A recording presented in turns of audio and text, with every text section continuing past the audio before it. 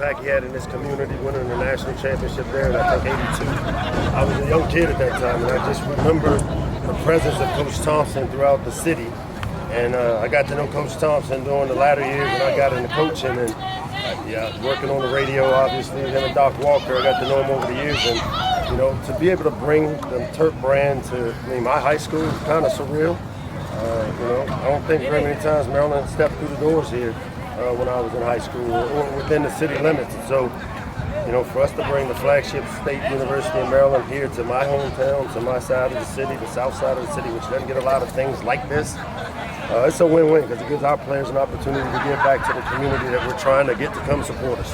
And between here and being at Morgan State a few weeks ago, why this year? Why was it important to kind of take the program around the region, and do you want to get to other high schools? Yeah, we've done this before here, but to me it's about selling the brand of Maryland football, what we've been able to accomplish the last 3 years here, doing the 3 bowls, winning the bowl games.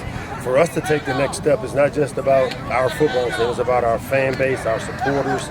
In this landscape we're in now, to compete for championships is not just on me to get the job done, it's on the community, whether it's my community here buying tickets and making the Shell a tough place to play, or the supporters we have that want to see Maryland win a national championship here. The opportunity's now, and to me, I wanted to take the brand and just really put it on throughout this area in this region to just let them know thank you.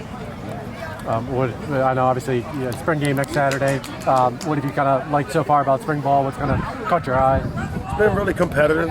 Today was one of those days. I don't think we played as well. We had one of our better first scrimmages a week ago with the offense, defense, and special teams all doing good things. I thought today defensively, they dominated throughout the different segments of the scrimmage. There's some things I'm sure the offense did well that we'll get a chance to see on tape, but all in all, it was a good day. We got out here with minimum injuries, I hope, and we got one more week to finish off spring, and we'll be in the Shell for the annual red and white game next week.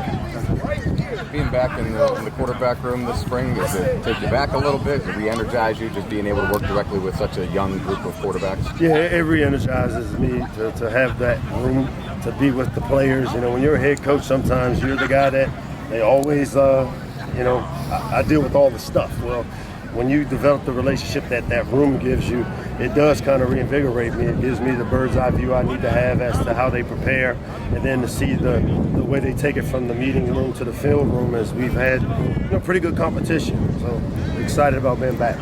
And getting the proclamation and everything, how important for kids, not only from Ballou, but from around the district, from around Southeast? Yeah, man, I'm a DC kid, and I'm the fabric and the DNA of what this city's all about runs all through the veins of Mike Locksley. And, to be honored with a proclamation from Trayron White here, who's the Ward 8 councilman that represents the area I spent half of my childhood in. I was one of those guys that was on both sides of the bridge with Southwest being what I call home, and then moving over to this side for high school. It's great to be recognized. It's great to be recognized for something other than just the football piece. It's about making a difference in the lives of the community that I serve.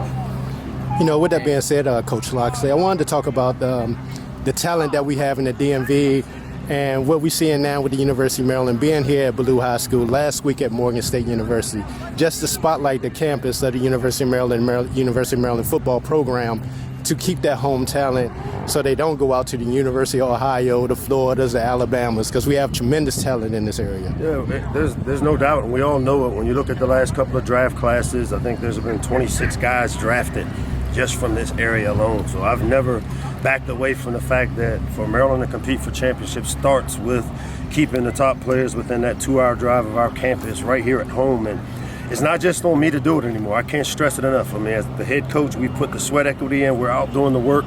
I can't buy the tickets to sell out the stadium. I can't encourage those supporters that have the means to give to the One Maryland Collective to allow us to be competitive.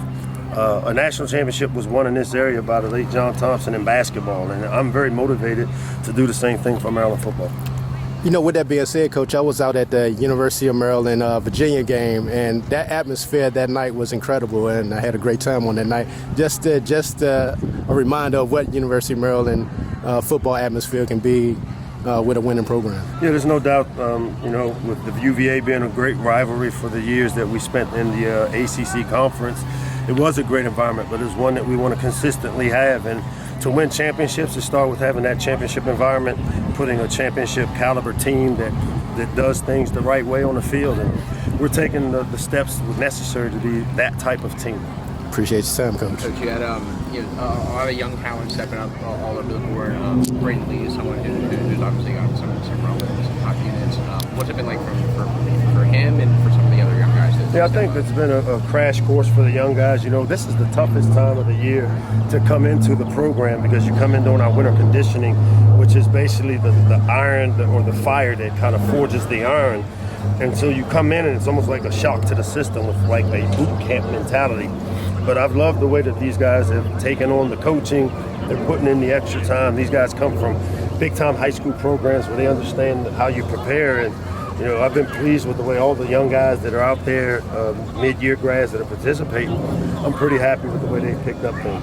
And I know last scrimmage in Baltimore, Bunyan along the O-line, but Leon Houghton at tight end just kind of looks a little bit, just natural as a receiving tight end there. And I guess he was a big receiver for us that we saw a year ago, thought had the ability to make that transition.